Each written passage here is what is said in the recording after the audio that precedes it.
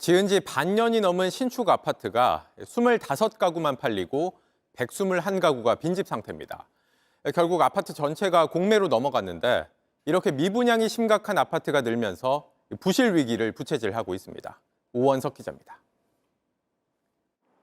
대구 수성동의 한 신축 아파트입니다. 아파트 안으로 들어왔습니다. 입주가 시작된 지 반년이 넘었지만 제가 있는 2층은 모두 비어 있습니다. 전체 146가구 가운데 빈집이 120가구가 넘습니다. 후분양 단지인데 고작 25가구만 분양된 상태입니다. 단지에 마련된 소파는 포장도 그대로입니다.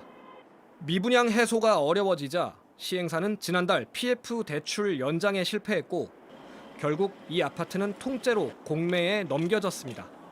이미 입주한 주민들은 최악의 경우 자산 손실까지 봐야 하는 상황입니다. 여기 유령같이 놔두고 살자고 온 건 아니에요. 2억 천 이상의 차이가 나요. 떠안겠다는 곳이 나타나지 않으면 가격이 계속 내려갈 수 있어서입니다. 상반기에 만기 도래 예정인 보증 채무가 한 2천억 규모인데 그거 이상의 일단 유동성을 확보했고 선제적으로 노력하고 있습니다. 전국 아파트 미분양 물량은 다시 증가세로 돌아섰습니다. 지난달 기준 전국 미분양 주택은 6만 2천 가구가 넘습니다. 한 달 만에 8% 늘었는데 10개월 만에 증가세입니다. 특히 다 짓고도 안 팔리는 악성 미분양 물량도 4% 가까이 늘어났습니다. 악성 미분양이 늘어날수록 PF 대출 부실은 더 악화할 수 있어 정부 차원의 관리가 시급하다는 목소리도 커지고 있습니다. JTBC 오원석입니다. 서울에서도 강북 지역 최대 규모로 꼽혔던 재개발 공사가 전면 중단되면서 새해부터 입주민들은 입주가 미뤄질 거란 공포에 또 건설 노동자들은 일감이 뚝 떨어져 추위에 떨고 있습니다.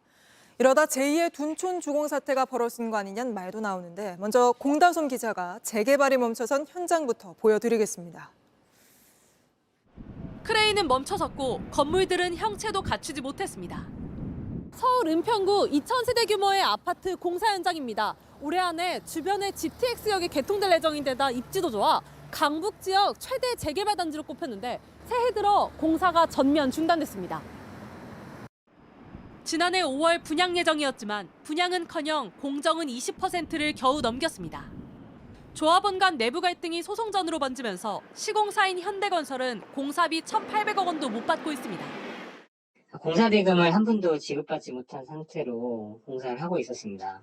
공사 진행을 계속하려면 조합장 등 의사결정권자가 계셔야 되는데 현재 아무도 안 계신 상태입니다. 공사는 중단됐지만 자재값과 인건비, 이자 등 공사 지연 비용은 계속 불어나고 있습니다. 재작년 둔촌주공 사태 때도 반년 동안 공사가 지연되며 비용은 1조 원가량 늘었습니다. 결국 서울시까지 나섰지만 중재가 언제 마무리될진 미지수입니다. 아파트를 다 지었는데 분양이 안 되는 곳 역시 늘고 있습니다. 서울 강북구의 200여 세대 규모의 아파트는 분양이 시작된 지 2년이 넘었지만 아직도 미분양으로 몸살을 앓고 있습니다.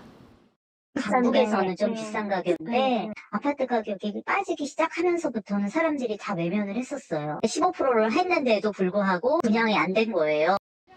이 같은 악성 미분양은 전국에 10,000 가구가 넘습니다. 1년 전보다 50% 가까이 급증한 겁니다. 미분양이 길어지면 빚을 내 아파트를 지은 시행사의 부담이 커지고 건설을 맡은 시공사까지 어려워질 수 있습니다.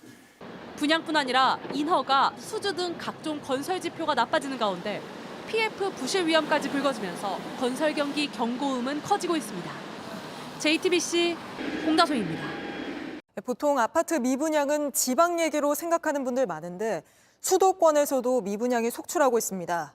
400가구 넘는 아파트 분양에선 딱 2가구만 계약하며 공사가 완전 중단됐고 서울 한복판 대단지 아파트도 미분양을 걱정해야 할 처지에 놓였습니다. 오원석 기자입니다. 2기 신도시를 품고 있는 경기도 양주시의 한 아파트 공사장입니다. 땅을 파고 기둥을 세웠지만 인부들은 보이지 않습니다. 공사장 문은 굳게 닫혀 있습니다. 약 1년 전 400가구 넘게 분양을 시작했지만 계약 건수가 단 2건에 그치자 공사를 멈추고 사업을 접은 겁니다. 주택시장 한파가 길어지면서 지방뿐 아니라 수도권에서도 미분양이 속출하고 있습니다.